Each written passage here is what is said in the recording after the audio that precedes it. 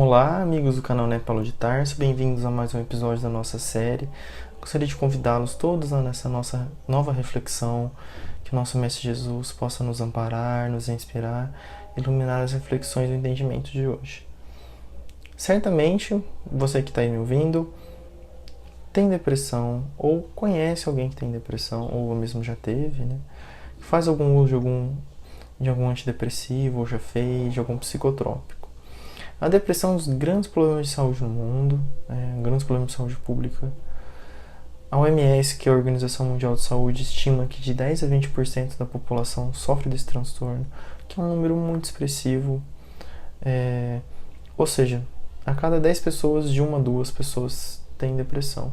Isso porque esse valor pode ser ainda maior, pode ser, acredita-se que seja subdiagnosticado e subtratado. Então, diante de um tema tão importante, tão relevante, existem com certeza inúmeras abordagens, inúmeras perspectivas diferentes, inclusive dentro do Espiritismo, mas cabe a nós aqui hoje uma breve, uma singela reflexão, né, sobre a luz do Evangelho, né, do Evangelho à luz da doutrina espírita.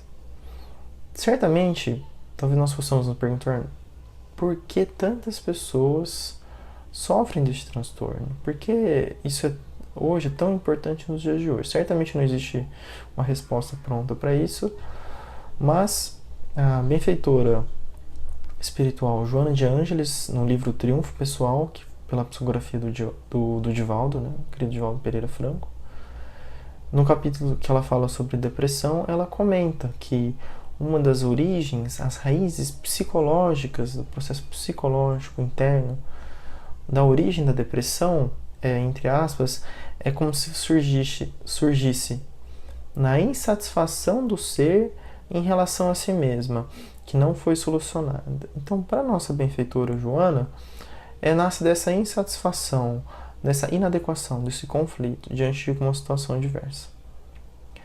Então, perdas, situações diversas, todos nós estamos suscetíveis, seja perder um ente querido, perder o emprego, perder a saúde, perder a esperança, perder a fé, várias perdas, sejam elas quais forem.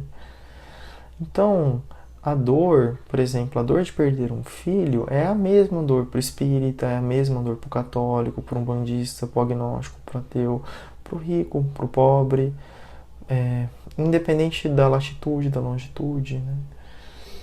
Então, a dor, ela humaniza, ela aproxima, ela nos torna humanos, ela vai além dessas capas exteriores das aparências, né? Então, todos nós estamos suscetíveis a esse tipo de provação, né?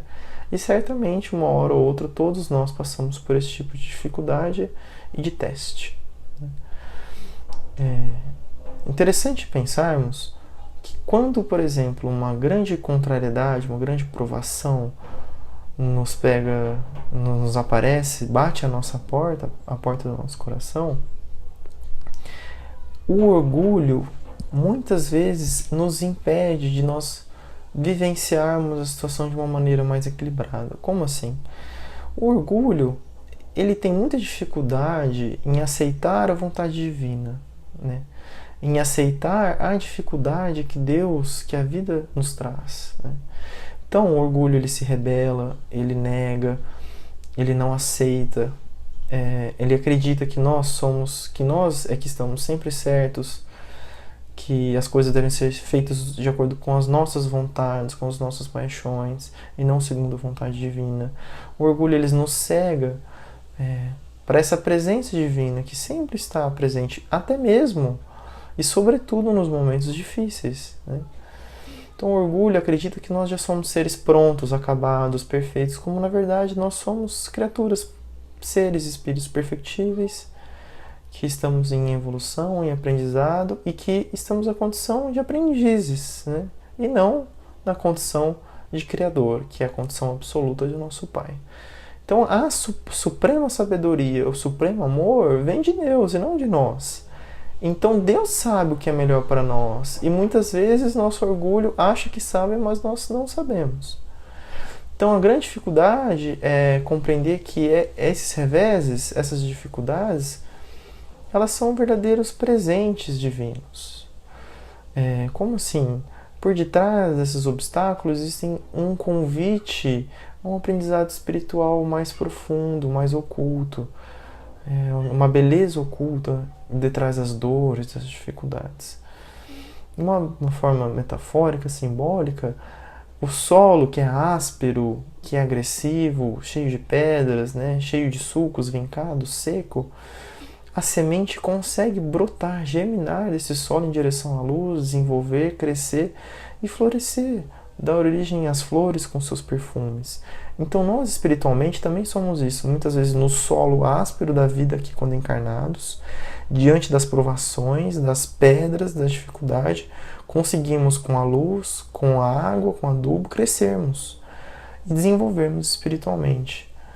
Então que nós consigamos olhar para as dificuldades sobre uma outra ótica, né? Conseguindo olhar além daquilo que é vulgar, buscando o sentido oculto, profundo, o convite de Deus ao nosso crescimento. O Espiritismo, ele não vai tirar de nós as dores, não vai nos tirar as dificuldades, as provações, não vai nos dar um mundo de facilidades, de conforto, de ócio. Muito pelo contrário. Ele nos mostra que muitas vezes a grande maioria de nós, quando desencarnados no plano espiritual, nós mesmos que escolhemos o gênero de provas que nós queremos. Então muitas vezes essa dor que me bate agora, a porta, essa dificuldade, fui eu que pedi para crescer em virtudes, para caminhar espiritualmente, para ascender, para evoluir, ou então para resgatar débitos com a lei divina, né? Então todos nós estamos suscetíveis e devemos, necessitamos vivenciar essas dificuldades, mas com um ponto de vista mais otimista, compreendendo que existe um propósito, que sempre existe a presença divina, que o Cristo sempre está conosco, que Ele sempre segue à frente. Existe um ditado em inglês que diz que mares calmos não fazem bons marujos, né? Então não existe progresso real, verdadeiro, espiritual sem esses obstáculos, né? Sem essas dificuldades. Nós sabemos que os últimos sempre serão os primeiros, que bem-aventurados os aflitos, que a felicidade não é deste mundo. Então, para o cristão, nós não podemos esperar uma vida cheia de facilidades, uma vida isenta de dificuldades, isenta de provas, isenta de dores, né? Mas que com facilidades no mundo, não. Nós devemos esperar uma vida de superação, de renúncia, de ressignificação das dores, né? De sublimação das dificuldades, transcender a matéria, né? Nesse sentido. Então nós devemos vencer a nós mesmos e não o mundo. Então, quando Cristo está em nós, é para que nós possamos vencer esses obstáculos que existem em nós, vencer o orgulho, o egoísmo, as dificuldades, né? Enfim, tudo isso.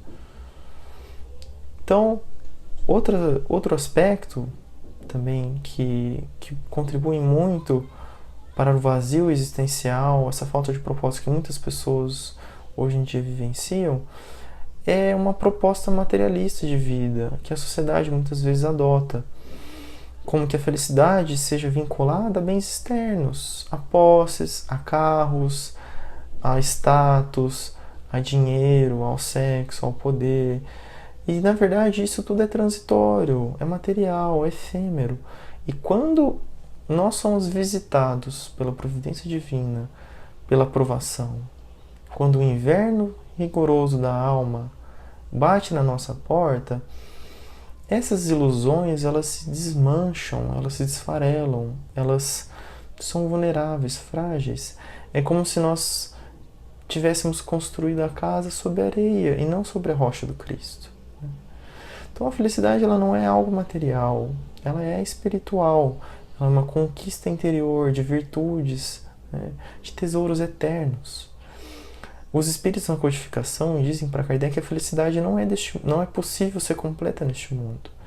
Que quanto mais o espírito evolui e progride espiritualmente em amor e em sabedoria, quanto mais ele se depura, mais feliz ele se torna. Pelo contrário, quanto mais apego às más paixões, à materialidade, ele se torna mais feliz. Então a felicidade, ela não pode ser pautada por valores externos, mas sim por valores interiores, né? Para que quando as dificuldades baterem a nossa porta, nós possamos estar mais equilibrados, vigilantes, e possamos aproveitar essa fase da vida que também é importante para o nosso crescimento. Que nós possamos estar em equilíbrio para quando esse momento chegar. Porque senão corremos o risco de negarmos, de entrarmos na revolta, e muitas vezes essas oportunidades escapam. E muitas vezes entramos em um estado de tristeza, de depressão, de melancolia, que pode resultar muitas vezes em um estado de depressão também. Que possamos então olhar para a vida, sobretudo para esses momentos difíceis da vida, um olhar mais alto, mais elevado, como que momentos necessários, apesar de difíceis, mas passageiros, que irão passar. É como se fosse uma gota, pequena gota, se diluísse no oceano inteiro. Então, o que é uma pedra, um obstáculo diante da eternidade, né? Lembrando que o Cristo segue à frente de nós, que nenhuma das ovelhas se perderá, que Ele conhece a todos nós, né? Que o Pai de infinito amor e bondade zela por nós. Então, como que um Pai poderia dar algo...